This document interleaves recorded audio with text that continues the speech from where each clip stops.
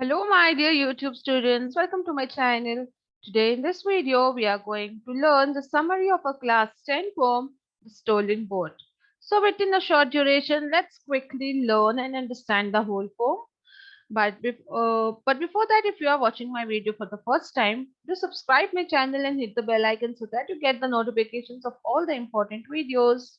And stay tuned till the end of the video and give the like button. So let's move ahead, and there's a good news, my dear students, for you all that we have come up with a Scorpio class Hindi channel for you all, in which you are going to find all the Hindi lessons, explanation, and the question and answer videos of class 8, 9, and 10 of Karnataka board. So to get the link of this channel, do visit the description box and subscribe to it. And for your easiness, I'm going to share the link in the above I button so that you can directly go through the link and find the channel. So let's move ahead now and look about the poet. Let's have some information about the poet William Wordsworth, who has written this poem, The Stolen Boat. So William Wordsworth, born in 1770 and lived till 1850, is considered one of the greatest poets of the English literature. Wordsworth and his friend S.T. Coleridge, by the joint publication of the Lyrical Ballads, became the harbingers of the Romantic movement in English literature. Okay, harbingers means the first to open or start up the Romantic movement in English literature. So it was William Wordsworth and his friend who started this movement. Now, the episode of The Stolen Boat is based on the experience of Wordsworth's early boyhood days. So here he is sharing his experience of a childhood days, what he had done and what was his experience there. Okay. Then this extract is from the book of Wordsworth's great philosophical poem, The Prelude. So this extract is from Wordsworth's greatest work, The Prelude. So let's move ahead and learn it. So, summary of this poem is: one summer evening, the poet, who was still a boy, is tempted to take the boat on the sea all by himself. So, as a child, you want to do so many things by yourself. So, in the similar manner here, the poet, who was still a young boy and is tempted, he desires to row the boat all alone by himself. So what he does not take the permission of the boat owner or inform anyone, and goes to the rocky cave where the boat is moored, open its chain and pushes it into the water.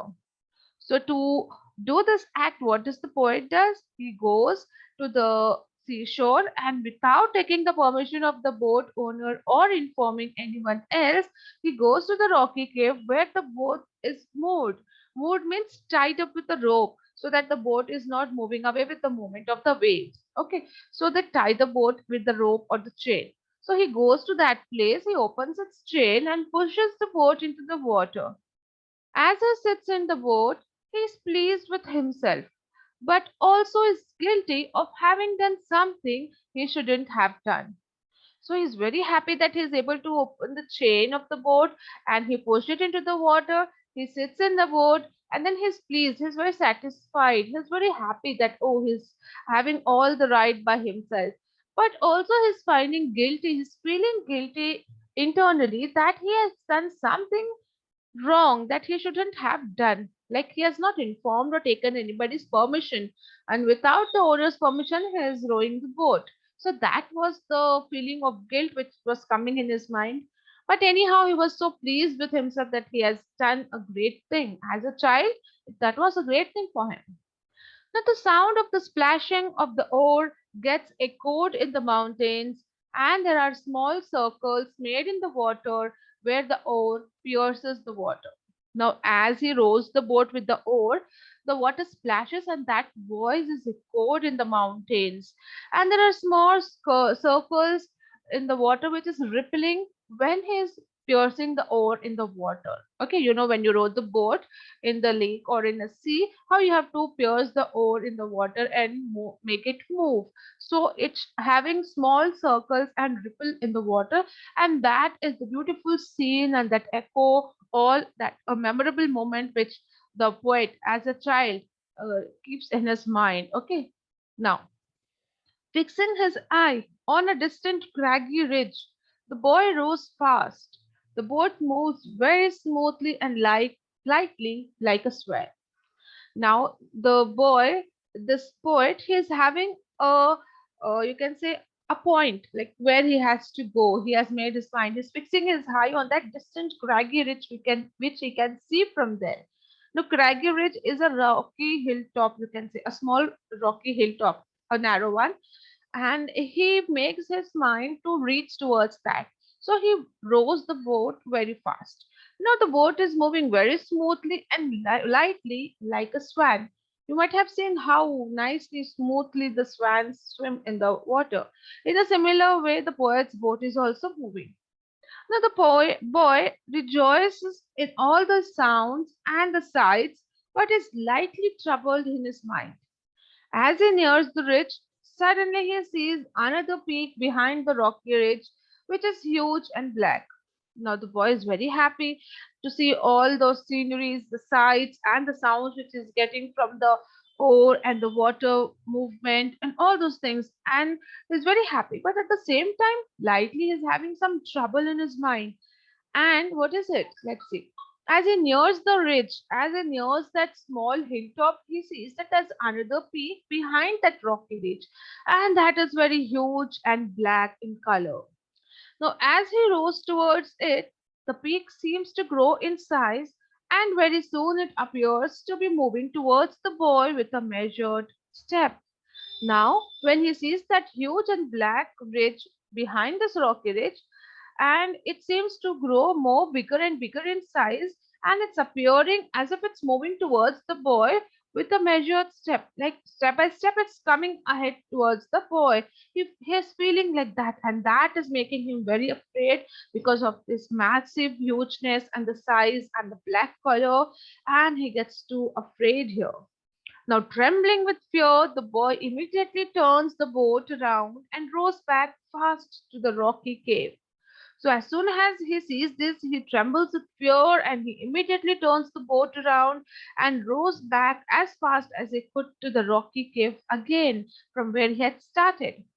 Now he silently tied the boat again to the willow tree and goes home. So now he silently went, tied back the boat from where he had taken to the willow tree, and he goes back home. Now, for a long time after that experience, he is disturbed. There is dullness in his mind. Okay, so the boy is having this bad experience in his mind and is very much disturbed after this. And he is having a sort of dullness in his mind whenever he remembers that moment and that black and massive rock in his mind, he gets afraid.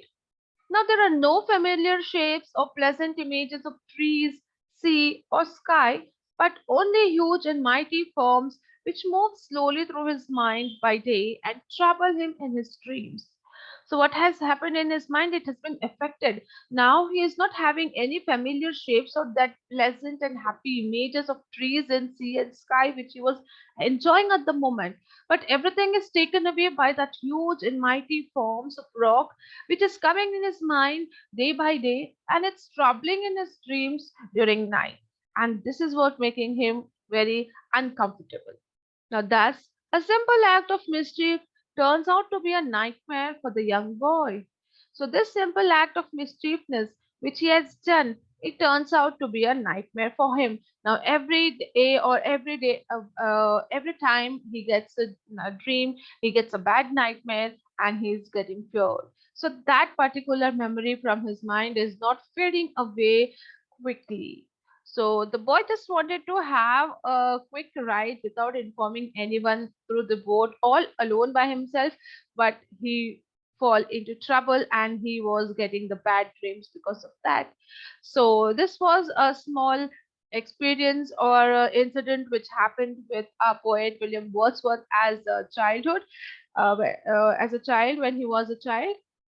He has shared here in the form of poem. So, with these few sentences, we come to an end of the summary. I hope you understood the poem and the summary. And if you like the video, do hit the like button and share with your friends. To visit the description box for the link of Scorpio Class Hindi channel and subscribe to it. We'll be back soon with more such videos. Till then, stay safe and take care. Thank you.